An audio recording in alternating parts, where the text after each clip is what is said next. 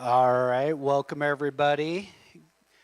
We're going to go ahead and get started. I think we're live online now. Hello everyone online and are going to be watching this in the future. Super glad that you're tuning in to check out our dining services presentation today from Sodexo. Super excited for them to be here, and thank you for all of you that showed up today. We have our dining services RFP work group. I see or our dining services RFP committee, and that's comprised of Kelly and Sam, and let's see, Chris is not here and Sam, but they will be reviewing online. And then we got Tyler here as well. And so thank you for your hard work. If you all have thoughts or things that you can relate to that group, that committee. And then we have several members from our dining services work group that's been trying to research what EOU's next steps were. And so I just really appreciate Haley and MJ and Jamie and Sandra. And I think Marcy might be online again today. She's busy cleaning the halls, and we're grateful for her support there. But all that just really just shows our commitment to making EOU a better place and making sure that we're collecting feedback and that we're capturing our true experience so that we can build our best next steps in our future. So thank you, everybody. I really do appreciate that. And with that, I want to hand the mic over to Sodexo. And do know that we're going to have time for a Q&A at the end. And those of you online, feel free to shoot us questions. We'd be happy to take those and make sure that everybody's questions get asked today. So with that, I'm going to hand the mic over. Welcome, Sodexo. Let's give them a warm welcome. Thank you, everybody. Thank you so much for allowing us to come in today and present and talk about a little bit of the future of EOU dining here. I hope, how many people enjoyed the U-Cook station outside? Great. I mean, that is, we'll get into it a lot more in our presentation, but something that you can expect here in the future. And then as you leave this afternoon, we'll have a little bit of extra surprise for you, so there might be something else that you can expect on campus here coming up. But so first of all, again, thank you so much. My name is Daniel Jones. I am the Senior Director of Partnership Strategies and Solutions, and we're just going to introduce our team here. So faces that you probably have seen on campus, maybe some new faces, but go ahead, Danielle. Yeah, thanks. I'm Danielle Klinkhammer, and I'm the Vice President for our campus operations dedicated here in the Pacific Northwest. My name is Megan Helm. I'm the Area General Manager here on campus, born and raised in the Pacific Northwest. I live here with my husband and 4 children, and happy to be here. Thanks for having us. Hi, I'm Chef Chris Stutman. I'm the Regional Executive Chef for the West with Sodexo. I am based out of Seattle. And I'm Casey Fisher, Director of Student Engagement and Marketing, and I was born and raised in Idaho, so nearby. But currently living in another beautiful mountain town, Flagstaff, and working my way back up north. So happy to be here. Thanks. Hi, everybody. I'm Lou Del Fiero, and I develop solutions for the accounts in the Northwest. I'm born in Seattle, live in the Northwest in Vancouver, Washington, just a little west of here. So happy to be here today and look forward to sharing with you our vision for the campus.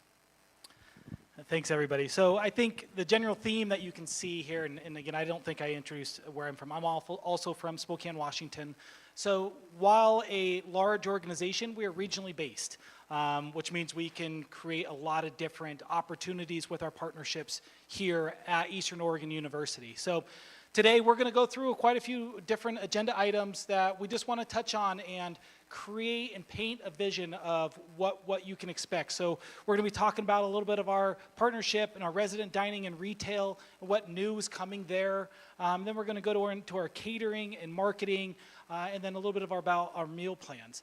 But more importantly, we just like to take this time to talk about what's important as we look at putting together our proposal, as we look at how do we continue our interaction with Eastern. It's about students, number one, it's about our partnership, and it's about people. And those are 3 facets that we will carry through everything. We want to know and understand what's important to the students here on campus. And so everything that we've put together and what we have proposed and how we're moving forward is based on feedback, on data that we've received from campus. If we don't understand the student and what the need is and what the expectation is, we can't be successful as an organization, and we can't be successful partners. That partnership extends out to the relationship we have on campus with the clients of, the administration, between us, making sure that we understand what's important to them, what's important to campus, and then our people and your people. We have to be able to intermix, and we have to be able to have a trust and an understanding to where people can come to us and ask us for assistance or guidance on something, or that we can come to you and same thing, say, what else would you like to see? How else can we best support you? And so I think that's a general theme that we're going to talk about, and it's important to us that we continue to build upon this as we move forward. So I'm going to kick it over to Danielle to talk a little bit more about our regional support. Yeah, thanks, Daniel. So as I said, I'm dedicated to the Pacific Northwest. I made my life and my career here. I'm pretty diehard about it.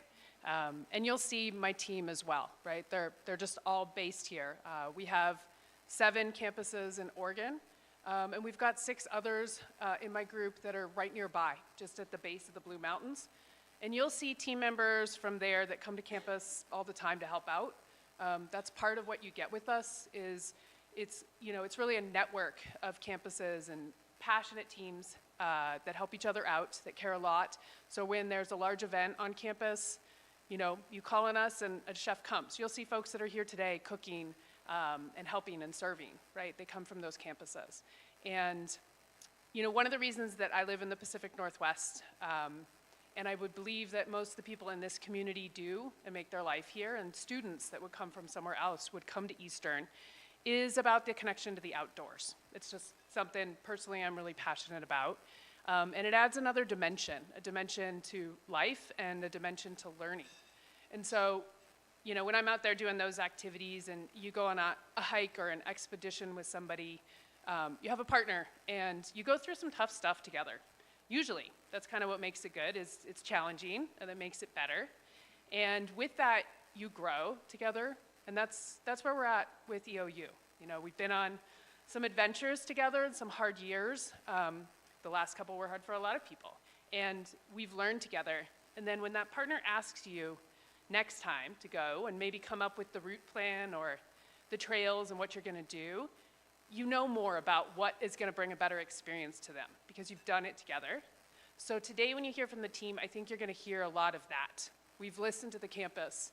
And we've been through things together, and we want to take it to that next level, that next height, right? We're going to take it up a little bit.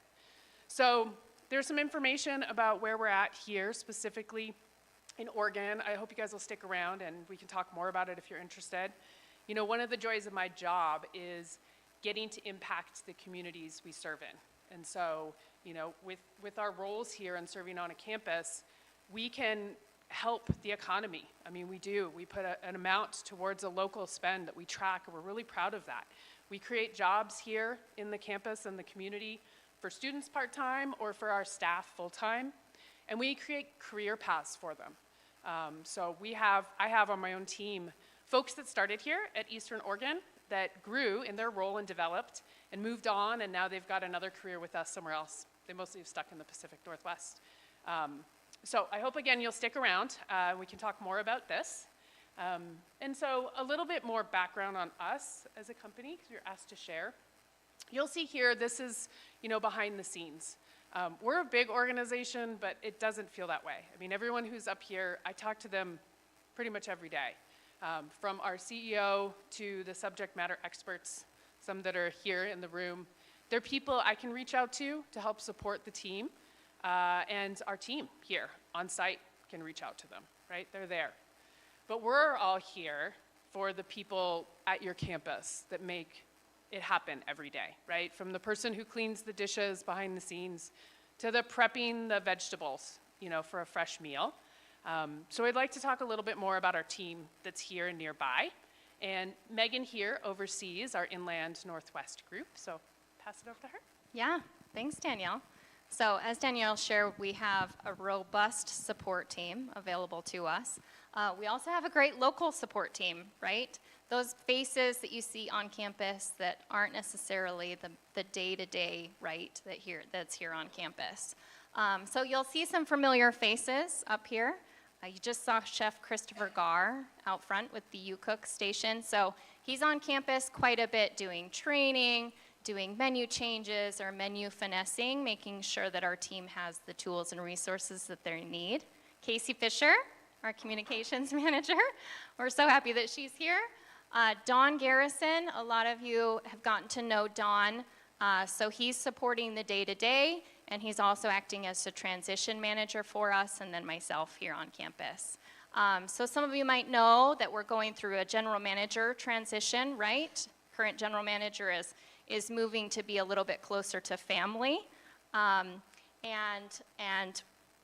past these faces that you see, we do have 2 great candidates that we've identified for that general manager position that we feel is a good fit for EOU, right? Because that's important to us, that we find a leader that can provide for the campus, but also is a good fit for the culture and the campus here.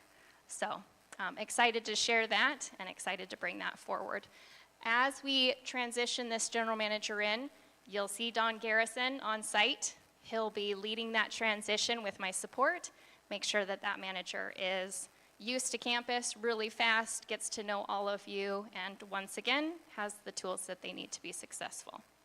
So, resident dining. Let's talk a little bit about resident dining, which is the Mountie Cafe. So our continued vision for resident dining is good food, right, and a fun environment. So we really focus, and our continued focus is bringing the students together, bringing the faculty and staff together in an environment that's fun, that they can build those relationships that will last a lifetime, right? We know that campus dining is such an important part of the campus experience. And so we're excited to share the evolution of resident dining with you.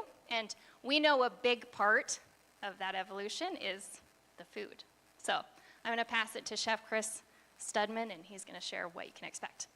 Awesome. Hello again, everybody. Thank you, Megan. I appreciate that. So when we start thinking about food, we think about a couple things. We think about the opportunity to create community around food, where you think back to being maybe at home when you grew up, the community table, having dinner together, and creating those spaces in resident dining. Look at the opportunity of creating that space of quiet time in the middle of the day. When you think of exam week and need a bit of a break or a break in the middle of the day on a Wednesday, it had to be a cloudy day like yesterday, and just a quiet space to eat and relax a little bit, right? I also look at food as an opportunity to share culture, right? When we look at the cultures of the world, the different vast varieties and where they come from and the foods and the origins and the techniques, we can share so much of that through food on a daily basis. And we like to tap in our expertise we have globally with chefs around the world to give us authentic ethnic recipes, really taste that flavor profile and make sure it's right. We also tap into locally. We connect with local chefs and developing new recipes and menus all the time, as we are shifting more towards going geographical in the way we look at menu planning and creating recipes that align to this area, what's growing in this area, the picking seasons and everything else, so that it really highlights the Pacific Northwest as best we can. We've done a lot of work in the last 3 years to grow our food club relationships out here. Food hub relationships. I'm babbling, I apologize.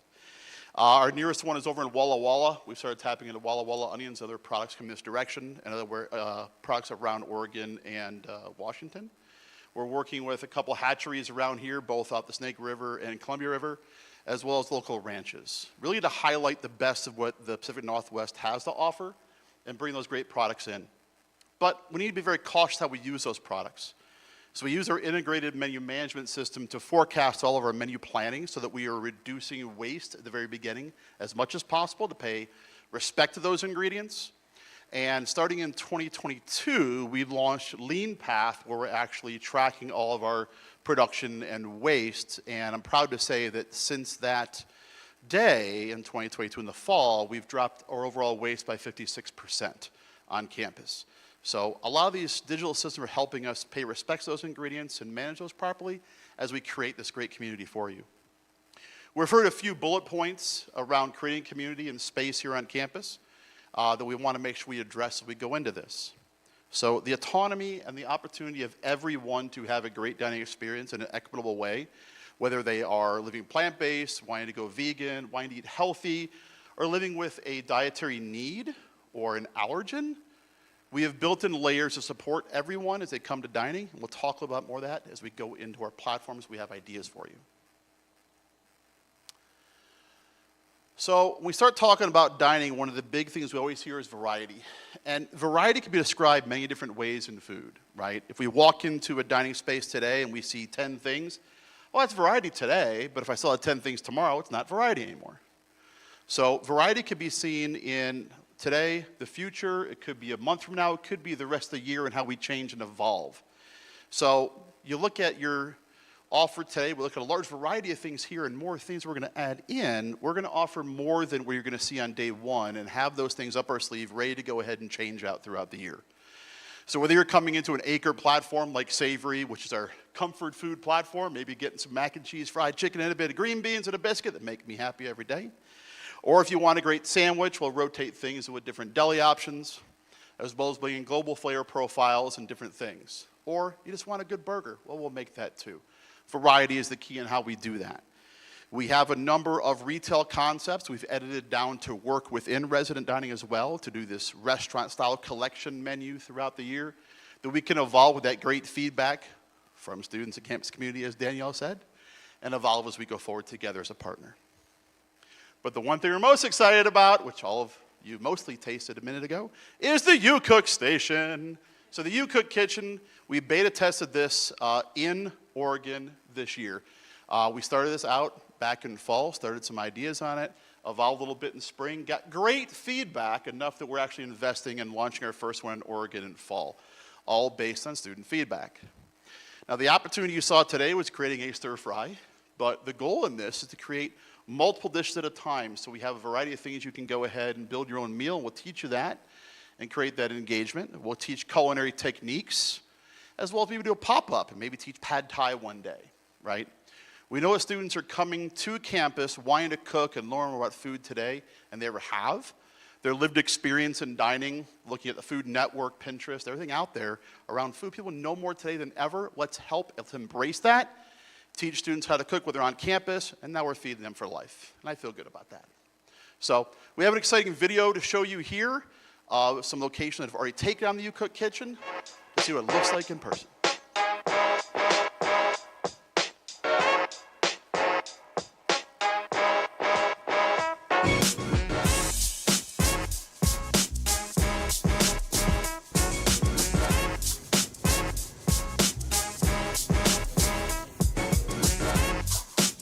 As you can see, we bring our culinary experts out front to work with students as they learn. They may want to play on their own, they may even learn side by side. They want to try something new, how to make a French omelet in the morning. Learn how to make great pasta or something different. We also have the opportunity using that space to do cooking classes between meals. Maybe learning how to actually roll your own pasta and then making the dish at dinner. So the opportunities are endless, and use this platform to continue evolving our program from today forward and throughout the year. As we get into the Mountain Cafe, we look at putting the U-Cook Kitchen in there, right behind, walking past our greeters as you walk in the door and going to that platform right away. But before I hand this off to the expert on design, I want to talk a little bit about the other thing we're looking at here. As we're trying to evolve our program and keep growing, we know we need to put some investment into the actual cooking suite on the second floor there, as opposed to everything being down in the kitchen. This gives the opportunity of creating food more to order or batch cooking and having that freshness there. So we've evolved the menu, evolved the platforms around this redesign, so we can make fresh food for you every single day. But once again, I'm going to pass to the expert, Lou. Thanks, Jeff. So I think you saw some great food. Right now, the question is, I got my food, where am I going to sit? Where am I going to go sit down? And how am I going to sit? Sometimes I want to sit by myself. Sometimes I want to sit with a group, sit with a couple of friends. So we take a look at that, and we really created that space based on the feedback from the students, from faculty, staff, and from our partners on campus of what are we looking for in the different areas where we want to build community, where we want our students to engage. So we've crafted this vision for the Mountain Cafe that gives you a variety of seating arrangements. Again, if you want to be a solo diner or you want to gather, or the track team wants to get together and celebrate the championship, right? And we're keeping the EOU booths. We may touch them up a little bit, but those blue booths are staying, so they're not going away. But that's what this is, again, it's a vision, it's a graphic. So my job is to listen, be that voice for the community, to make some adjustments. And then when you go in, as Chef Sudman has shared, you want to be able to walk in and smell the food, see the food, know where everything is. So we're looking at signage, also just creating an more of a conducive environment that looks like your space. Because when you say what's community, community is your space as you define it, how you feel in it, how you look, how you want to be in it. So that's really what's critical, and that's what we're putting in our proposal. And what I'd like to do is really share with you a little bit more about the retail, but I don't get to share, have the fun. I think Megan gets to do that. Yeah. So as you can hear, we're really excited about what we're bringing to the Mountie Cafe and that You Cook station. We're also really excited about retail. So we define retail as anything on campus or off campus, really, that's outside of the Mountie Cafe. And so one of those areas, we're going to talk about a few today, but one of those areas is Max. And so we really want our locations, like we're talking about, right? We've said that a lot. We really want them to feel like Eastern Oregon, feel like EOU, and be that place where we can build a sense of community. Excuse me. So we've got some exciting evolution coming. We are proposing that we rebrand Max to the Blue Mountain Marketplace. And with this rebranding, we've got some exciting changes to share with you. We're going to update the menu to something that we feel like students will really like, according to the feedback that we've received. We're bringing some increased efficiencies with digital innovations. And as you can see, we're thinking about the spaces, right? Creating those spaces where students want to come and hang out, and there's some variety in seating, and it's interesting to be in that space. So, obviously, most importantly is always the food, right? So, Chef Chris, do you want to share what they can expect in the Blue Mountain Marketplace? Of course. So we started this year looking at data analytics, understanding what is moving, what is popular, what works there. And we wanted to look at the flow of the space and speed up service and production in that space this year. So we saw a little bit of changes at spring break. And we're going to carry those forward into fall. But what we're most excited about, and I'm going to walk you through a vision and an idea here. So if you can kind of maybe close your eyes and kind of walk through this with me. Imagine walking up to the Blue Mountain Marketplace and smelling the smoke billowing out of the side of the building, not because there's a fire, but because we're smoking barbecue. And we have the smell of hickory and cherry wood as you smell maybe brisket smoking today, or pork or chicken or something different highlighted each day. So as part of the Blue Mountain Marketplace, you'll get Blue Mountain Barbecue and Blue Mountain Grill. On the barbecue location, we'll serve you a great entree at competition level. We will work on that, and we will maybe even get in a competition to have some fun, as well as sandwiches and sides and homemade pickles and other options, which we will invite you to try after we leave this room today. So please stick around for that if we finish Q&A. So back to you. Thanks. You got a little teaser there, yeah, for a little surprise afterwards. So we think about a marketplace, right, as somewhere where you can come in, it's fast, it's easy, and it's an inviting where you can grab a full meal, you can grab a snack, you can grab a beverage, you can grab your Starbucks, right? And so to do that, we are proposing that we bring a variety of digital innovations, but one that we're really excited about, Mashkins. And is anybody familiar with a Mashkins? Okay. So if you haven't seen them out, they're awesome, especially if you're a fan, right, of self-checkout. So it's a self-checkout kiosk where it's really fast and easy. You're not searching for barcodes or, right, like you experience in the grocery store, typing in, okay, I have a banana. Where can I find my banana, right? You're not doing any of that. You're taking what you're purchasing, you're putting it on the machine, and it can quickly and easily identify those items and make that transaction really smooth and really fast for our customers. So we're really excited about this particular innovation. What this is going to bring is additional efficiencies, right? We want our staff to be able to focus on what they do best, and that's cooking and being being there, right, to provide you good food, good flavorful food. And so we're excited to bring those efficiencies to the market, to the Blue Mountain Marketplace. All right, Lou, do you want to share with us? There's more than just Max. I'm waiting Just for you to Baked. share the barbecue first, but hey, anyway, so let's understand, this is your student's home. Middle of the night, they're still hungry, Melanie's not open back, Blue Mountain Marketplace is not open, so we're proposing to introduce the Just Baked Smart Bistro machine, and we'll work with the campus and where we want to place that, but this is a totally standalone machine. Wake up 2 a.m. and you want a jalapeno cheeseburger slider, or you're getting up early to go hiking and you want a biscuit sandwich, or you want to really treat yourself. You just finished your finals and you want a nice molten lava cake or a cinnamon roll. Just Bake is right there for you. You can order through the app in advance, and it typically takes about 60 seconds, pardon me. 60 seconds to turn that food around, but it's standalone and it can be placed wherever you'd like that to be placed. And again, it meets those gaps 24/7 for anyone that's hungry. So nobody should go hungry on this campus. Catering. Thank you. You're welcome. As we continue making sure you're not hungry anywhere on campus, that's what catering is for. Catering brings food to you wherever you are on campus, every little nook and cranny.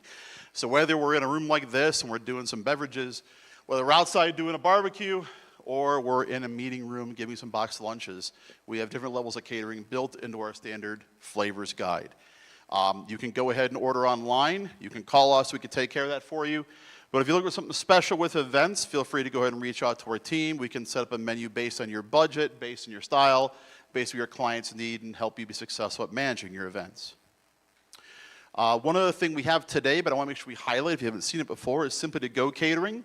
This is that lower budget catering for everyone to enjoy, pick up from our dining location, whether it's a platter of sandwiches or maybe some pastries and a little box of coffee in the morning. You can go ahead and pick that up, make life a little easier, so you have catering options at different levels of cost. Now, we can't forget students when it comes to catering. Student organizations and groups use catering all the time at many of our locations. So we're going to bring to campus Square Tomato. This is essentially for the students and for the students only. This will give them the quality of high-end cuisine, high-end food, whether they're looking for tacos or the breakfast items or it's a snack for any of their organizations. And it's based on a per-person price that is $5 or less, right? So it meets their prices they need as they need something a little special so they can have their events. So catering will meet everyone as they need it. Yeah, thanks, Chef Chris. So as you know, we currently service camps and conferences on site too during the summer, and we look forward to continuing that partnership and servicing those important groups, right, that are coming in the summer and experiencing the campus, and we look forward to doing that. Something that I'm particularly excited about around camps and conferences, you know, we have this tight regional support team, right? And so I'm leading a working group that's specifically talking about camps and conferences and sharing best practices around different sites that we can bring here to EOU moving forward. So excited about that. All righty, I'll kick it to Danielle to talk about nutrition and wellness. Thanks, Megan. All this food, and you need healthy options and food that meets you where you need it. It's another thing personally I'm really passionate about is nutrition and wellness, and all of us that are food service hospitality folk, you know, we get a rare opportunity to impact people's lives and well-being with food.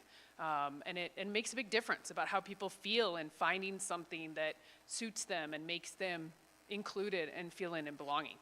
So in our campus group, I've got a registered dietitian available to the campus that really helps. It starts from our menu planning process and works directly with the chefs to plan our recipes carefully and thoughtfully and into a system so that we're able to also flow it out with communication to the campus and the user about what's in that food, right? It takes us a lot of work to do it, but it's incredibly important work that we do. So from, you know, the labeling on a Simply to Go package to know what the ingredients are in that, or if you're using like the Everyday app and we've got some digital technology. So you can filter if you're cruising Mounty's menu for the day, you can actually filter it for the allergen that you want to avoid or what you're trying to avoid in your diet. And it won't even show you those options. You'll just figure out what can I eat, what's good for me. So, you know, food with wellness, it's more than just physical. It's also, again, about a mental well-being and how we can impact the community. And as students, you know, busy, stressful time period, it's important that they get the right food. And if you're an athlete and you need to be fueled, that's incredibly important too. So our dietitian, we actually have a network of them, is available, and we really want to work even further with the campus to find out, you know, where your groups are at, what the needs and requests are, so that we can customize some of that programming or information to share. You know, maybe it's having an educational event with the dietitian. We can, you know, find the athletic groups or the teams that want to work on that, or host like an Instagram live. The dietitians do that great, and students can, you know, join in and ask their specific questions about navigating the food options on the campus here, right? And I share that passion for nutrition. Nudge her off stage. No, we're both very passionate about. You are what you eat, right? And so many people now are thinking, you know, I need a pill to fix this, or I need that, and we really need to pay more attention to what we're putting in our bodies every day. And our focus on nutrition and wellness is a big piece of that. But as Danielle mentioned, it's not just the physical wellness, but it's the emotional and mental well-being. What does food mean to you? Food, when we share food, we share a part of ourselves. I mean, everybody can remember that home-cooked meal or their favorite thing that grandma made. So I think really kind of looking at events and awareness and educational opportunities that we can work with residence life and student life and inclusion on programs that people get to be a part of the food and share a part of themselves. Mindful is one of our, you've seen probably mindful items on the menu already. Mindful is a health and wellness program. It's really not just about food. There's a digital platform also that, you know, goes into more, and we have some programming in our back pocket that we can work with other campus departments on around mindfulness and physical activity and other forms of wellness. So as Danielle mentioned, we have a registered dietitian, but we know that you have a registered dietitian too, likely on campus, and strength and conditioning coaches for your athletics. Those are folks we want to work with and figure out what works, what's healthy for, you know, it's a little different for everybody. So yeah, I just wanted to bring out sort of this mindful thing that, again, you've already seen some of these, the little icon on the menus, but it's really more of a lifestyle thing. And it's really important for students to feel included and like they belong if what they want, what they need to eat is here and part of the dining program. I'm going to talk a little bit also about marketing and communications. It's really, I mean, a lot of people don't understand that there's a marketing element to dining on campus, but it's really important that we talk to students about engagement and community and how we get them in the dining hall and what's available to them. And, you know, food is such a big part of our life. So how do we talk to students about that? How do we increase participation in meal plans? How do we sell more meal plans to students and get more people involved on dining on campus? People connect over food again. So if we can get faculty and staff to come into Mounty Cafe and dine, students, we know that students who engage retain. Students retain at higher levels when they engage with others on campus outside the classroom. We also have, you know, we are a large company with a kind of a trove of events and promotions that we're able to kind of pull from.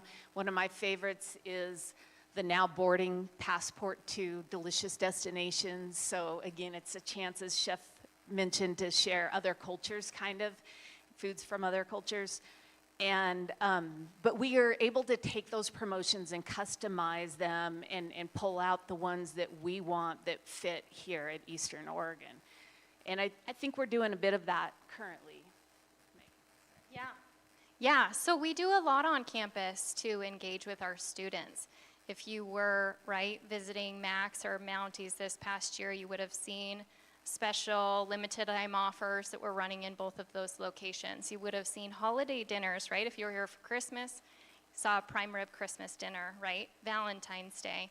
So some more examples, National Food Days. We love to celebrate food, right? And that's what we're here for. We love to engage with President Ryan and have students come and engage with her and get to know her. So we do a lot on campus to engage with our students and get to know them, and look forward to doing much, much more. And then the other element I mentioned, communications, and sometimes we find ourselves kind of speaking at an audience and not doing a good job of that two-way communication. And I think listening is so important to us, listening to the students here. So of course we see trends and insights from across the nation and even more regionally, but hearing from the Eastern Oregon University students what they're looking for and where those gaps are, where we're not meeting what they're looking for, that's so important. And we've done that historically. We've had these customer satisfaction surveys that we do each semester, and those are great to pull in. We typically score fairly high on those, and we pull in some good insight, and you can, for planning and looking forward, that's great information. But we've also seen that students are looking for more immediate forms of feedback, more immediate ways to engage.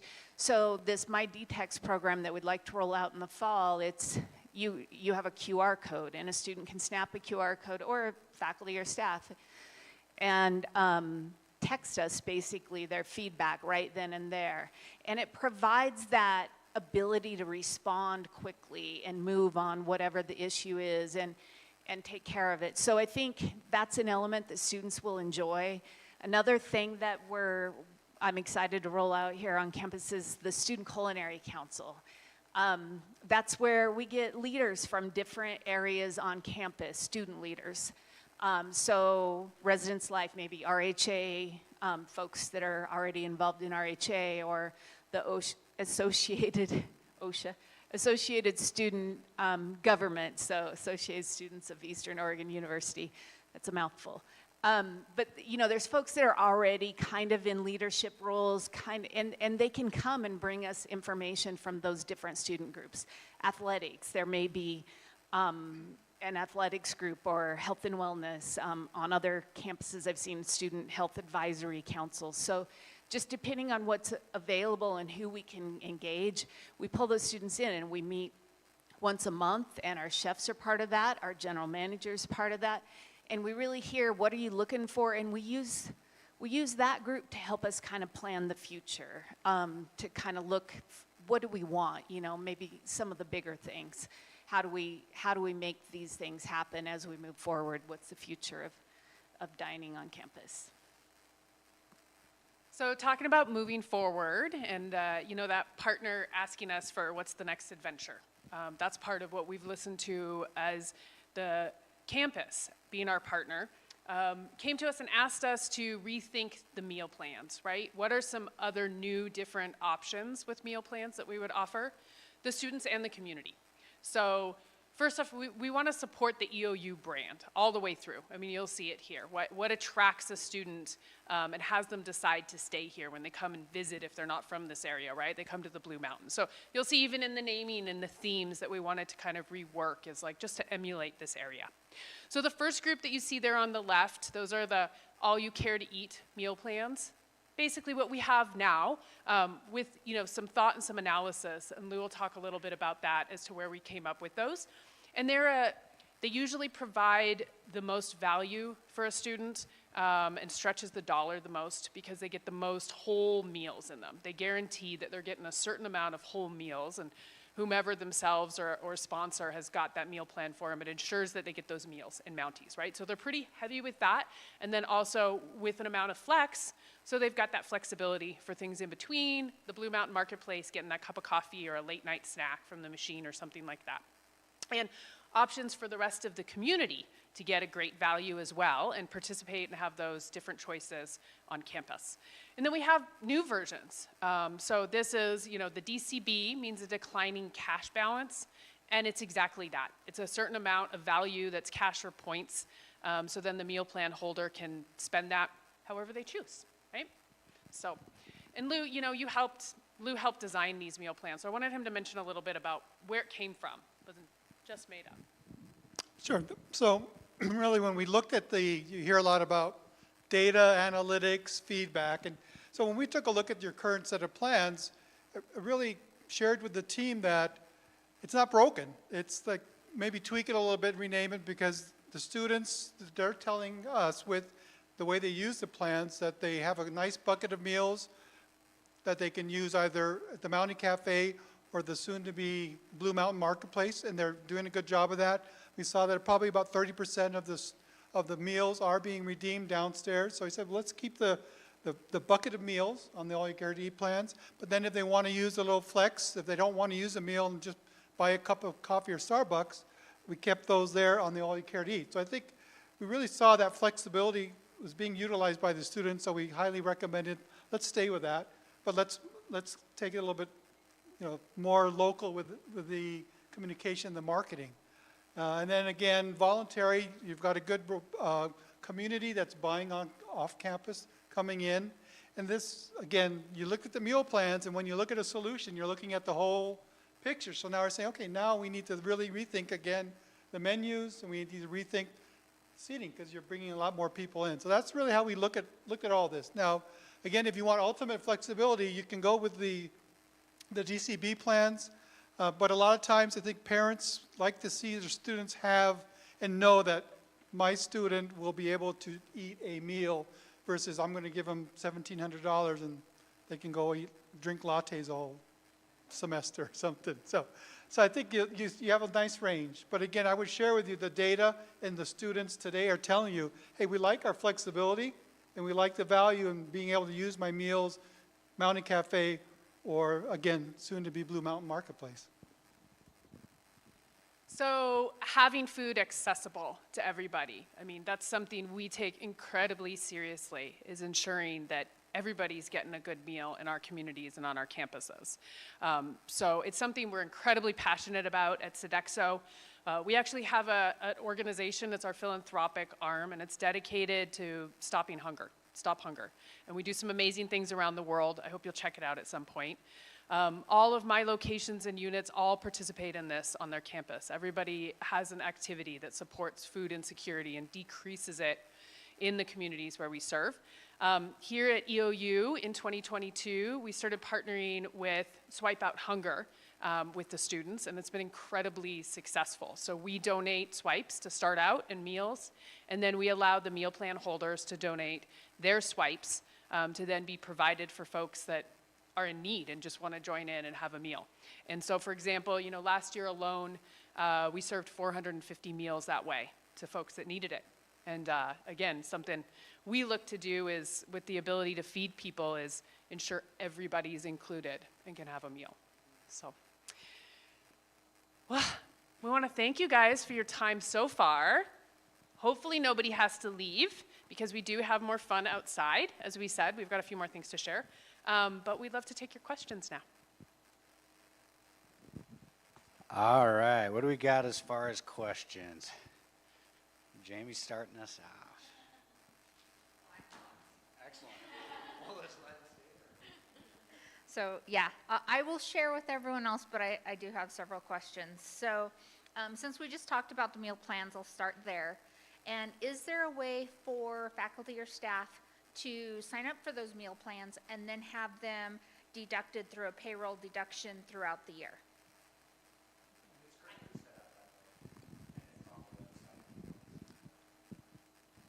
So and then on our end, yes, we do that, and then we would work closely with the campus on getting that in place, but definitely can happen. Fabulous. Now the rest. Can we sign you up now? Okay, so with the U-Cook stations, how do you see that working to eliminate cross-contamination, as well as, I know right now there is not enough employees to keep the tables clean, and so how are they going to be able to keep the U-Cook stations clean and not cross-contaminate? Hi. So as far as cross-contamination goes, we set up a minor, display here today. As we build it out, we would build in the facilities to go ahead and manage that.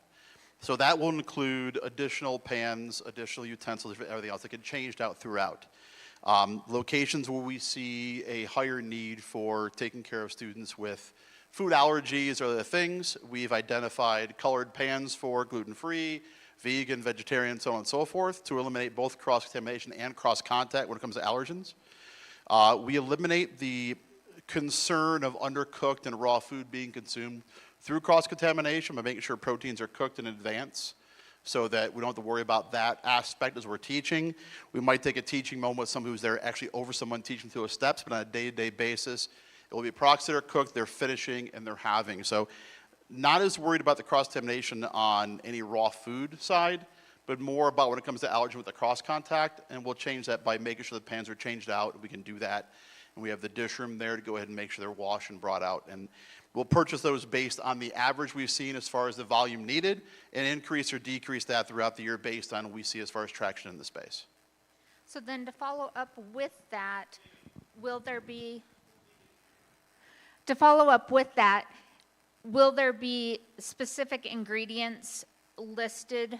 Because like today with the sauces, they did not have ingredients listed with what was in them. Yep, I'll speak to that a little bit. So there's always another level behind it, right? So it is online. A lot of times you've seen we actually will have all of our ingredients. It's one of the reasons we use like digital these days and the everyday app. You can go there and you can see even further what's in there. So you're right, and it gets to be a little bit of an eyesore. We start listing everything out when you have that kind of scenario. We'll have it available no matter what, but sometimes there are physical restrictions right there at the space. When it's danger and an allergy that way too, we're going to encourage folks to eat and consult with the chef to eat at a separate station, and that's where we have the variety provided so that there's the safer places to eat where they can have something that's specifically without that contamination, right? So that's when we really do want to go back. The U-Cook is just a part of the program that we have at Mountie, so there's still the things you don't have to do all the work and cook if you don't feel like it. It's really if you want to do that, engage, and you still have other choices. So dependent on what that need is or that allergen, we may, and our chefs may encourage someone, that's not the place, let me help you either set up separately so we can bring things out that wouldn't be contaminated, right? Okay. And I want to answer your question about staffing and folks, right? People, and I'm sure Megan was thinking too as well too. So absolutely, having available folks. We employ students. Sometimes they get busy at that time of year, right when all the other students are busy, or people are people, and if we have it.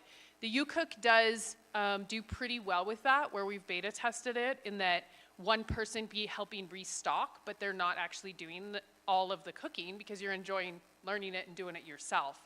So that helps a little bit, and it, just like Megan was saying, some of those innovations help our team be where they need to be, right? Prepping up those fresh ingredients and being there. And so that's that person isn't have to stand there all the time. They're kind of coming back and stocking is what it is, right? And it has that kind of natural flow. So there's some strategy in it, and we, as Chef was saying, have tested it and kind of figured out what works better with the space and the physical setup. And it's interesting, when we first launched it at another campus in the beginning, people weren't quite sure, and then a week or two into it, they're just coming in like, get out of my way, I'm ready, I know how this kitchen, works as it would be, so. So then you talk about the Everyday app and it listing allergens, but there's 10 items listed as all. Is that going to be expanded? On it as of today? Yeah. Yeah, it depends on what's on the menu that day. right? And sometimes it does get kind of, you'll see if we do a salad or something, it'll show every single ingredient. It gets pretty extensive. Okay, because yeah, there's not very many items there. So like corn's a big allergen, potatoes, peppers, things of that nature, and none of those are listed. Correct. It's got certain allergens that it can filter for. Is that what you're asking? Am I answering your question? Yes, are you going to expand that list? As to add additional allergens to it? Possibly. I need to check and see. We've got some folks that do the development on that, but that's a great takeaway. So I appreciate you asking the question. On the You Cook Kitchen, do you offer it every day for every meal, or is it like certain times? Like, how often do you do this? Yeah, so our plan here at Mounties would be to have it for most every meal. We may use the space, the types of burners. Someone asked us earlier about the induction burners, right? We couldn't power them up here, but we typically like to use the induction burners because it's electric, it's cleaner, it's easier, it's safe. We didn't have it in the space out there. We can use those for holding other food and serving it. The station's pretty flexible that way. So if you'll have visiting groups or something, we might not have the visiting high school students all making their food if it's really busy during a lunch rush. So we might use the station for something else. But our current plan is to have it available here most every meal. And yeah, we would, pivot if we find lunch times at some locations can get so busy. We tend to keep You Cook for dinner. When it's the resident students that are living here, and again, they don't have a kitchen to go home to, this is their kitchen, that's when it's really valuable. But our current plan would be to set it up and have it every meal.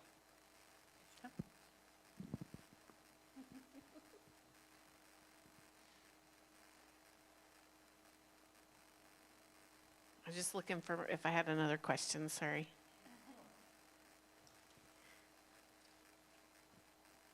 And no problem, we're here and we're hanging out, so. Yeah, so you guys you are going to offer grab and go options? Like I know you have the vending machine, but do you have some more options outside of that that's like grab and go? Because we did a survey recently and kind of learned that seems to be a real desire. Yeah. Yeah, so if you visited Max recently, you've seen us making some adjustments down there, as we always do, right? Adjust to the feedback that we receive from students. So we've been playing with the menu down there. If you haven't seen the Simply to Go items, is what we call them, wraps, salads, sandwiches, yogurt parfaits in the cooler down there, check it out. It's been very, very popular. In fact, we're having a hard time keeping up with it. And, it's been really well received from the customers that come in there. And so if you haven't seen it, check it out. But yes, it's a great program that we have available to us, run it at all of our campuses, and it's been really successful. And in your vending machine option, are you going to have like some healthy options and like some gluten-free options? Yeah. Lou, do you want to talk about that? Yes, again, so think of the machine just basically as your refrigerator. And so as we learn about the eating habits of the student, we can pull in the right products, gluten-free or whatever the students are looking for. It's going to be about feedback.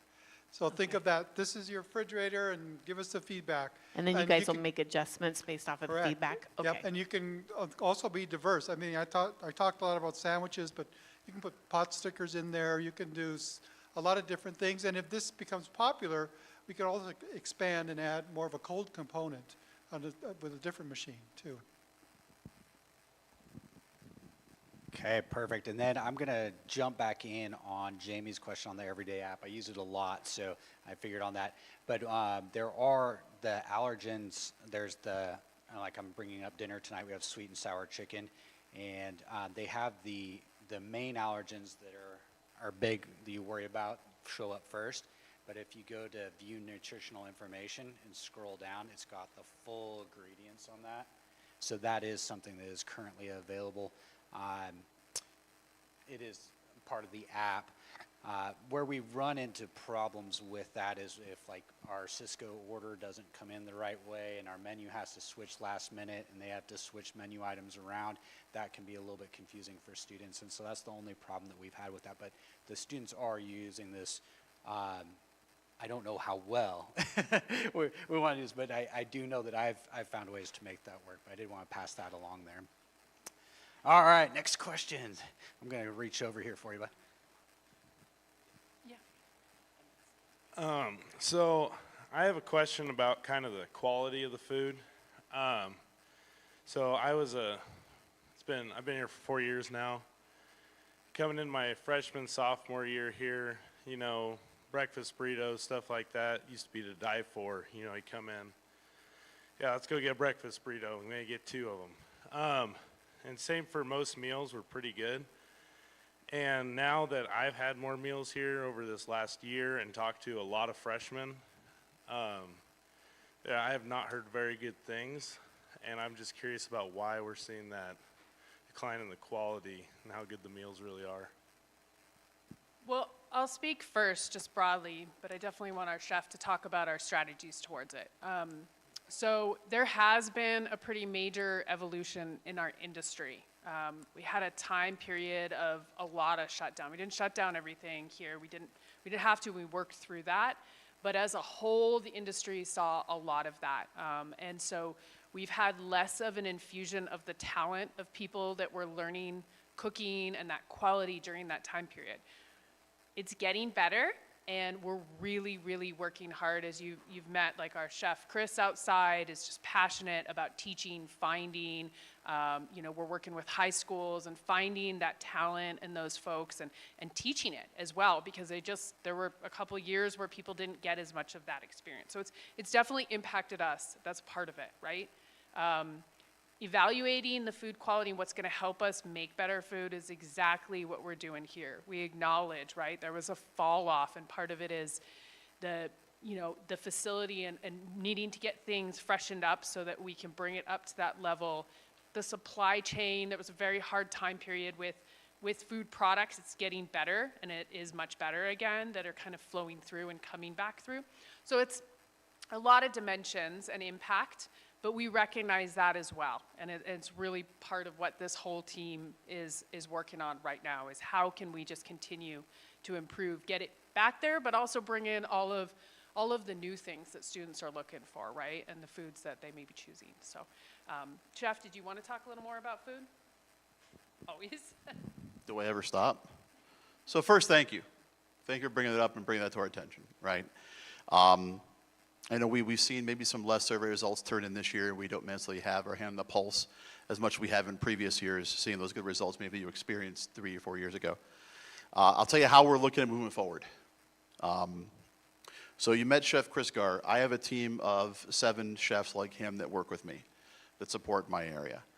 We have come together with plans to assist every one of our accounts in menu planning for fall, to make sure that they are bringing the best and brightest new recipes possible that work within their location, and monitoring planning on that so we're ready for fall opening and be opening strong. We've set a training program for all accounts with expectations and standards around culinary and service. It'll be happening across the month of June, so all accounts are seeing the best and brightest that we have. Our new programs and new systems, all support tools that'll help them from operational excellence and strategy that Lou and I both partner on, and Megan works our resident dining champion for the area. We will then continue training people throughout the summer, making sure these plans work, get into opening plans, and then come back physically on campus. Chef Chris will be here in the fall, and we'll double check how things are going, make sure we're moving forward in the direction we wanted to go into, and if there are challenges at that point in time, pivot again, get feedback, and continue moving forward as we work in that relationship as you've been venturing out and hiking together, right? So we'll continue moving together on that. I'm sorry you had that experience this year, but we are set to make sure it's never going to happen here again. Also kind of piggybacking off that question, when it comes to like pack out meals for like, you know, lunches and stuff like that, the way things are set up, it's just way easier for us to go through you guys to order lunches and stuff like that. And so we had an experience a couple weeks ago with the ag club that I'm in, where we ordered some lunches from you guys, and they were like $10 a piece. And when we get we get where we're going, we're opening up our lunches, and we got a sandwich, an apple, and some cookies. Be quite frank, we were kind of disappointed with like the whole contents of that, because the sandwich had 2 small pieces of meat in it. The apple was about this big. It was soft. It had no flavor, and it just wasn't enough food for us to feel full for more than an hour. And looking at how much we had to pay for that versus how much we really got and the quality of that, what will you guys do to adjust from there? Well, first of all, I'll say I'm a big guy, I understand, right? I really believe that bringing in that Square Tomatoes brand in for catering is going to help students who need that for packing out and doing those things. So accessing those that are at the right price point you need, but have those recipes, the build cards, and the standards that are around that, bring that in so we have that quality, we have that standard there on a daily basis. I do want to pass over, see if you have any thoughts from Megan, who's actually worked with the team to make these changes happen. Yeah, I appreciate that feedback. It's super important for us to know what you're experiencing, right, from the current food service. And as Chef Chris has shared, we're committed moving forward, right? We've had challenges in the past, but can assure you that we're committed to the food quality and service moving forward. As far as catering on campus, right, we are the exclusive food service provider for food safety, right? We're ultimately responsible for food safety on campus. That's why we're bringing you new catering options to give you some different options. And then, we're always willing to work with you, right? To find what works best for you, including accommodations, right? So we're human, we make mistakes, we love to talk to you guys and work through it together. Yeah, we appreciate the feedback.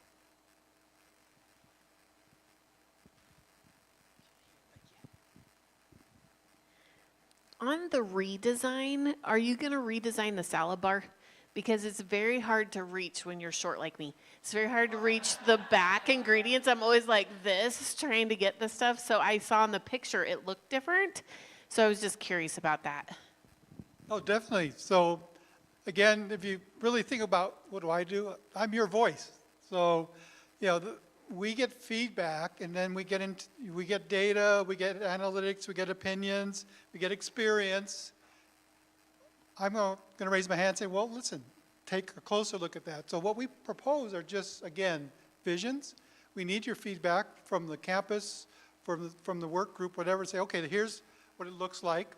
Another thing is just, if I can just take a step back, when we talk about catering menus, we'll do a showcase and say, how does this look? Is this the right amount? So it's always about putting something out there, getting the feedback. That's critical. So yes, we'll get a tape measure and make sure we've got the right height for you. But yes, that's critical for all of this. These are all, again, as I said earlier, they're graphics, they're digital, we can adjust. And we would love to really sit down and move to the next step and start to really roll up our sleeves and say, okay, how is this going to look? How is it really going to work? What's the feedback from the customers? And what is the feedback from your incoming students? So looking at the just baked option, is that something that would be open during the summer month for faculty and staff that have no other meal options? Yes. And the nice thing is we can also adjust the menus, the products that are in there for the summer, because maybe during the summer you want all desserts. No, but we can adjust, and seasonal, we can do anything. Again, feedback, so it's perfect. We can work with you on the timing.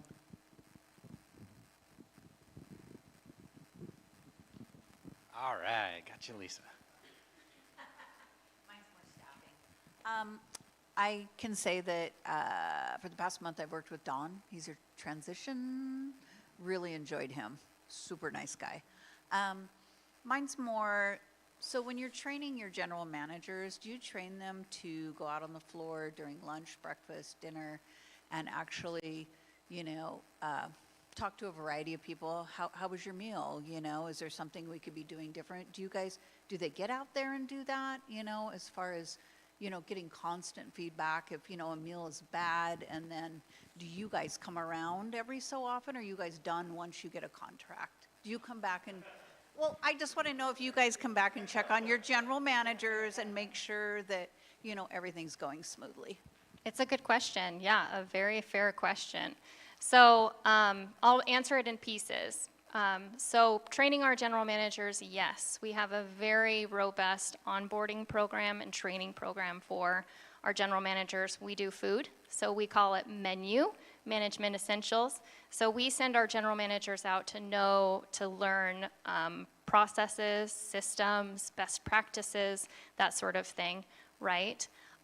We call those table touches, right? Talking to students, faculty, and staff as they come in. Yes, that's the goal, is that the leaders, plural, are out on the floor. That's our best feedback. When you come in, right, or when you get a box lunch that has a little apple, we want to hear about it right away so that we can fix it. In the moment, we have the biggest opportunity to fix those things that you're seeing that aren't quite right for you, right? And then, yes, I'm the area general manager in the area. I mean, I've at least been here once a month visiting with Marcos. The current general manager, talk to him on a daily basis. Same with Dawn. So it's a really close relationship and really a lot of communication, around it. And they also talked about the cleanliness of the dining area. Because I'm the custodial supervisor here, so the tables are like super sticky. And to me, going in to dine somewhere, because my folks owned restaurants, so I grew up in the restaurant business, it's very important to have cleanliness. I mean, nobody wants to sit at a table that's, had, really old grease on it for a long time. So do you guys have a checklist of at night for your cleanup crew that they're supposed to abide by, or just a question? Yep, we do have daily, nightly cleaning checklists, right?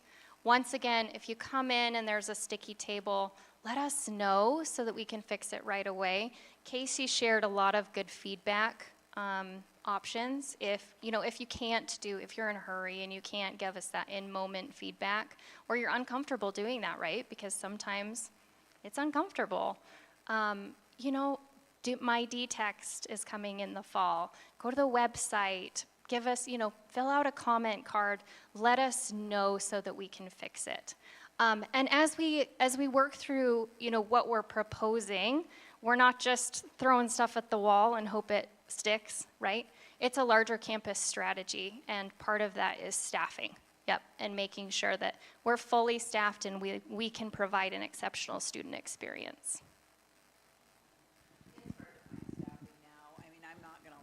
Like, we have a hard time hiring too, and we pay benefits and all that too, but it is hard. It is hard to get staffing, and quality staffing that cares about their job and is not just collecting a paycheck, which you see a lot of, so.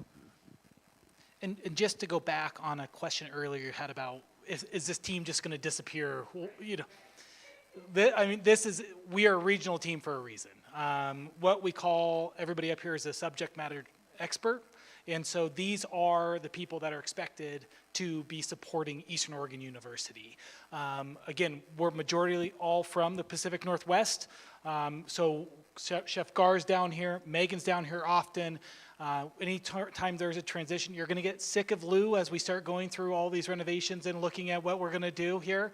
But we're not gonna, we are a massive company, but we're regionally based. We're not sending people in from New York and having to wait on us to come out from the East Coast to come in here and support.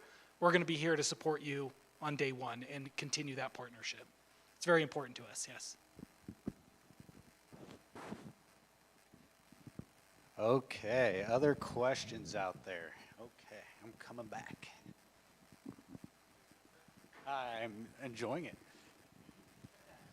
Just looking at all these renovations you guys are talking about doing and stuff, who pays for that? That's right. Get right Man in after there. my own heart. Great question. Are you studying business? No. So as part of our proposal to the campus, we've proposed bringing investment dollars. We care very much about this business and being here, and we want to have some skin in the game. So, of what we've proposed here, that was part of the plan, is that it's a sustainable plan and that we have a funding plan for it. So I guess with that, if they were to take the visual up there of the new floors, the new stuff, and the new machines, the capital investment that you put in the proposal would meet and help us get to all of those, or a portion of those, or how realistic is that? Yeah, it helps us get there, right? The amazing thing with working with campuses is you've got pre-existing buildings, there's things that are below the surface, right? We were careful, though, and thoughtful about that. We have some construction folks that help guide our decisions here. We didn't make this up. So we have a reasonable expectations, and we'd love to kind of dig into it and look at that. Yes, there are unforeseen things that you'd find, although as historic as some of the buildings are on campus here, like in Low Hall or something, Hoke isn't that old, and so we do know that we can do. Relative, we're talking about campuses, right, Jeremy? I got something Right. like 1890. Yeah, that's true. So, It definitely puts it. so yes, so we did put thought to that, and that was part of that. The capital plan was based around what we can do and the improvements that we've looked at, right? And there's choices and there's options for the campus to work through with us as to what's important. So we want to kind of prioritize. I mean, we gave you a lot today, so we hope for that feedback about what resonates. And again, it's from our listening, and we've been here and with you and in the community and talking to students and talking to you all. So that's where those ideas came from, but we definitely want to align with it on which ones we move forward with. Great. Then a question coming in from online. Let's see. How do you involve student groups and cultural groups in menu planning and feedback, especially with a diverse students on campus? Well, I'm gonna, I'll tell you what I know. Because I love engaging students. I love working with students, and I really feel like when you share food, it's like sharing your culture. So I think working with the Office of Diversity and Inclusion Student Belonging is an important step, but also working with our partners in RHA, Student Life, and Associated Student Government. We get, again, it's that two-way communication. We get feedback and what students are interested in seeing. We see, we have great opportunities to celebrate different diverse cultures through, Heritage Months. But then a lot of those groups on campus are doing events too.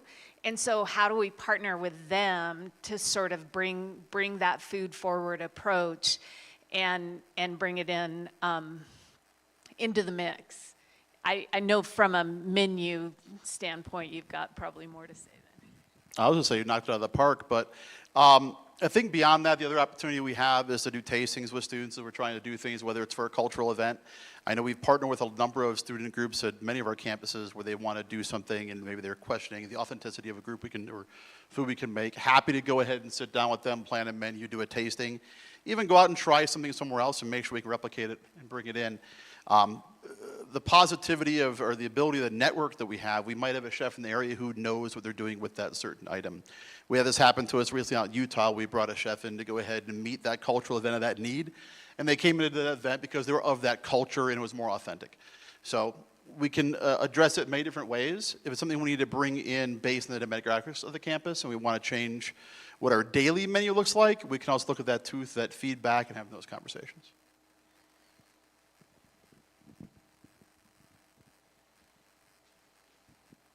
So recently, I had one of the faculty members was injured, and he tried the online ordering, and I offered to go pick it up for him.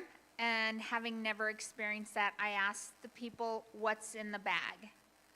And they said, the order. I was like, is there ketchup? Is there mustard? Oh, all that stuff's over there, where I didn't know where over there was. So that may be something that needs to be addressed, is not everyone has used that before. So, but with that, is there any thoughts of doing a delivery option or is there a way to reach out and say, hey, I have a broken leg, can somebody run this over to my dorm or to my office or anything like that?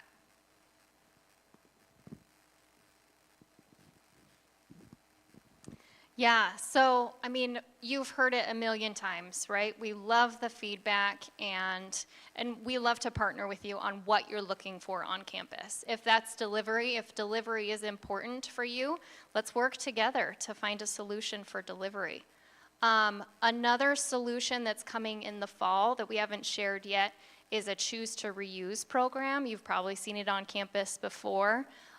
Which will help as well. So it's a really cool program. It's a really small fee, a few dollars, to purchase into the program, and you receive a green plastic to-go box that's reusable, right? So we're not filling our landfills with the paper to-go boxes. You purchase into the program, you receive the box, and you can bring that with you. You don't always have to carry the box. You can exchange it for a carabiner that fits on your backpack. But it gives you a to-go option. So you can scan in for your meal, take it to go. You can send someone to get your meal for you as well. So some options coming, but delivery down the road is a great idea. We've put a lot of work and effort into building the mobile ordering app. And so that's been our focus in the past, is really driving traffic on that app and perfecting it. But delivery can be in our future. Cool, Yeah. thank you. And I will say that currently we do provide for our students that are sick or those kind of options. Residence Life helps coordinate delivery options for that, any of our students. So if you do hear of students that need that, that is currently something we partner with Sodexo with and kind of help them get from point A to point B. And we did a lot of that during COVID, so we're very familiar with that. But yeah, to that idea, there may be a market for delivery to Badgley 102 if you're in middle of class and you just want to have delivery and really see what happens in the middle of chemistry, right? Although our chem labs would get upset, I'm sure. All right, other questions? Ryan, gotcha.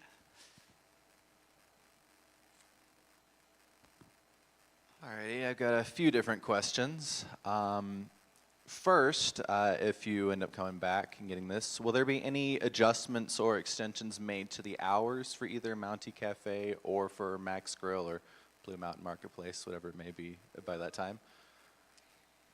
Yeah, so we would definitely engage in that and talk about it. The hours we actually work on each year in collaboration with the campus, and we adjust them to provide the most for the most students. And we recognize that there's times that there's going to be someone who couldn't make it during it. So it's one of the reasons we put some thought to some of the technology and things that can give some flexible options outside of that, whether that be coming and getting your meal, with the takeout container and having it ready because you still want the whole fresh meal. Maybe what we have at the marketplace isn't it. You really want the meal that the chefs have prepared, to having, the Just Bake machine and such too. So, we're very open to conversing about it, and we want to keep, creating the best value for the students, especially the heavy users on the meal plans. So we make those adjustments each year, and then looking outside of it again, just creative options for how to extend availability of food. And then speaking of the machines, you brought up both having self-checkout machines and having this possible, like the Just Bake vending machine type deal. The sad part about machines is they like to break down. And we are a rural community, and so sometimes when machines and things aren't working, it can take a while for those things to get repaired. And so I guess my question is a bit twofold there. It's, do you have somebody internally or somebody who would be more local who would be available to, who would be making sure those machines are running smoothly? And then also relates specifically to the vending machines, is it you or is it somebody else who is in charge of making sure that they're regularly stocked? Is it that the things that are there are still fresh and there's not a concern that there's something that's been sitting in that machine for weeks and should not be eaten by anybody? Great question. And yes, so what we've learned, we're all learning with rolling out machines and such, that's the bigger issue of if we're going to roll this out, and for example, with Just Bake, we have made a commitment to this partner on the vending side to roll out several hundred of machines. But before we roll them out, we ask for the commitment on the availability of repair and supply. And through experience, we learned on when you are taking advantage of technology, sometimes those things don't happen as quickly as you would like them to happen. So we have learned from that, definitely with Just Baked. The supply chain set up for that allows for the local accounts to have a supplier that's local to keep products fresh. And then also we've identified the resources for training and repair. And I think we'll do a much better job with this rollout and commitment on the training on site. Because I think a lot of times it's also, don't just drop the machine and all of a sudden we got a question and who do you go to? We really put a lot of thought process into that. But again, we're all learning, so as we learn more about this technology, we really need the feedback to really continue to adapt. But it is something that is adaptable and can adjust. And then last question has a bit more to do with the branding side of things. I do appreciate the idea of like in Mountie Cafe, for instance, having these different like words and stuff, having these stations more clearly labeled so people have an idea of what sort of things are going to get there. But I was curious more about like the thought process behind like the rebranding of Max Grill, for instance. Like when I hear something like that as a marketplace, I don't necessarily think of it as a place that's going to have like food being made there. I think of it more as just like a convenience store type of deal when I hear a name like that. So I guess my question is that branding stuff finalized or is it still being worked on? And then what is the thought process behind some of those rebranding decisions? Well, we'll do a mixture of answers here. So the marketplace is an idea. It's a proposed idea of ours. And the reason is because that space, Max, serves the campus in a lot of ways. It is the coffee shop. It's also the convenience store. It's also a place to get a fast casual meal, right? Or something a la carte. So that to us, in our minds, coming from this industry, that's what a marketplace is. And we thought about, a lot, how do we solve for the challenges of doing all of those things? Partly, as Megan talked about, leveraging digital technology to make sure if you're just buying a candy bar, you can get in there and do it really quickly with the Mash Gen. As far as the name and the branding, we're really open to partner with the campus on it. We want to invigorate some fresh thought here to support EOU and the EOU brand and recruiting students and having pride and making some updates and getting something new and fresh. So it's an idea around it, right? There's traditions and then where the name Max came from in the first place. But that was kind of our thought process on it. Did you have some more with it? Yeah. Thank you. All right, other questions? Here we go. So just to build on that servicing if the machine breaks down question, how far away is the service tech? Like, are we talking several states? Are we talking Portland? Like, because I understand how hard it is to get people out here to service stuff. Well, definitely not New York. So what I can do is send you the specific list as we're rolling it out, but it would either be possibly Boise, Spokane, Portland. Salt Lake City may not be, because we have a hub there in Salt Lake City, but I can send the list, follow-up list, but definitely local. Yeah. Yes. Yeah. I think we, on the West Coast, have done a good job of educating the East Coast about the geography, so we're trying to get people closer. I'm sure you do that all the time, right? What is the geography of the Blue Mountains? And that is a reality, right? It's a fine balance between having a team here that can pick up the slack and, hey, we want to make sure we have something available if something does break down. And that's why we have our team on site and we provide that way. And then additional support come outside as needed. And yeah, there's a reality with new technology. Lou's a part of a team that we really invested in to look at those things closely and find the best partners. Those things, we want to be on the cutting edge, but we say not the bleeding edge. We have tried some things, and the technology didn't work out as well, right? We had some pretty exotic machines from Asia, that some noodle bowls and things, where they got to send the noodles over, and you were waiting for them because they were very popular. And yeah, we had to move away from it. So it's possible that in the future, this is one we're excited about because we feel the niche. We are thoughtful about that. It's not everything, right?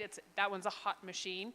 But what is it? What is it you're looking for outside of it? You have standard vending machines, but if you're looking for something outside of things being open, it's usually like I'm missing a hot meal, something hot and something fresh. So that's why we're excited about that machine. There's other options, and yeah. And you'd be surprised, these machines, they pop. So if you don't have to experience it, once there's something wrong, we have internal AI tells somebody somewhere. Yeah, and then if you really look at it, so for the mashkin, we've talked a lot about Just Bake. Now, the mashkin also, it's not newer technology. It's been out there for some time. Most airports that you walk through, you're utilizing that.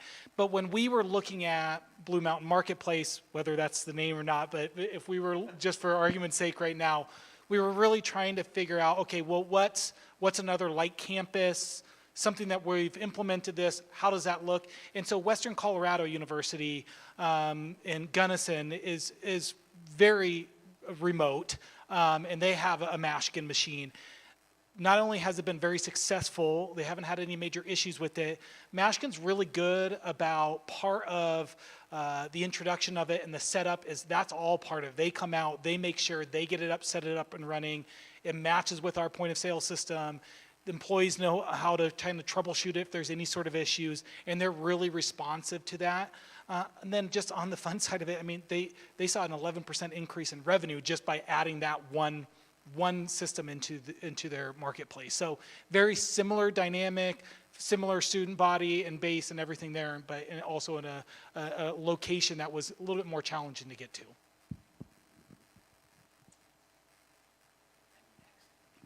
To extend the hours of availability, is there any thought of adding a U-Cook station into Max Grill to give that more fresh food at odd times of the day? I mean, we certainly could. I mean, I think, again, right now, the vision that we are looking to paint and what we have shown, again, is a vision. It's based off the feedback and discussions that we've had on campus and why. So again, to Danielle's point, we're not trying to just throw things against the wall and figure out what works. We really are trying to envision that. So if that's where we look at and something like that could work down there, we could certainly evaluate it. Does it work down there? We don't know. I mean, we haven't really taken a look at the space in that capacity, but something we could certainly explore. So earlier you guys were talking about buying your meat local and stuff. Do you guys have a co-op or someone that you're working with here? Oh, he's dead. Yeah, so Chef mentioned it. We've got the Food Hub Network, and those help small providers. We're still tapping into it. The closest one we've got that's really active is Walla Walla. And they're pulling in smaller providers and helping provide delivery and storage and things, because that's a reality. So right now here in the Valley, we don't specifically, but we'd be very excited to hear about one that could, we do, USDA, we have to hold certain standards when we're serving the students to ensure safety, and also availability of products, pricing, and those things, but we'd be really excited about. We've got a lot of partnerships in a lot of communities. The chefs here have an excellent one with a ranch out of Eastern Washington that we use at 3 of our campuses. And we're able to, we've grown with them and we've grown them because we've been able to purchase and bring that to the campus. So currently we don't have one here for this area, but if you have a contact, we would love to get it. And part of that is working with the past GM. We did go around locally and try to identify and drum up where we could, and there wasn't anybody that could meet the need of the campus. But we still do, like, have done with Sodexo, little pop-up deals with like Heinz Meat Company and things like that where we could do those fun events and do those type of collaborations. But I have seen Sodexo's part there, so I figured I'd throw that piece in the answer there. All right, other questions? Tyler, no questions today? Okay. Yeah, put you on the spot right as you get here, right? Welcome, you gotta have a You just came question. for the barbecue we're about to have, right? Yeah. Because it's going to be really good. Great. And are there any questions coming from online? If you do, feel free to type there. And if we don't get to them now, we can answer them later. But yes, I'll close the questioning time. And then I think you all have a closing speech or send off. Yeah, so one, just thank you again for allowing us this opportunity to come speak with the group here today, highlight some of the exciting visions that we have for campus, and we hope that we have the opportunity to continue to support Eastern Oregon University into the future. That being said, we started off the day with a little bit of a U-Cook of what you can expect to see on campus. And now we're going to end the day with some of our barbecue that Chef Sedman kind of spoke to earlier about for you kind of sample what you can expect down in the Blue Mountain Marketplace in the vision as well. There's also a little bit of a farmer's table in there, some grab bags that you can fill up, some fruit and vegetables that are, are right around here. So enjoy those. Feel free, if you have more questions, mingle out here. We'll be out there kind of chatting away. Chat up our chefs. They love to talk about all the different things they've created on that front. But thank you so much. We appreciate the time, and we look forward to continuing our partnership.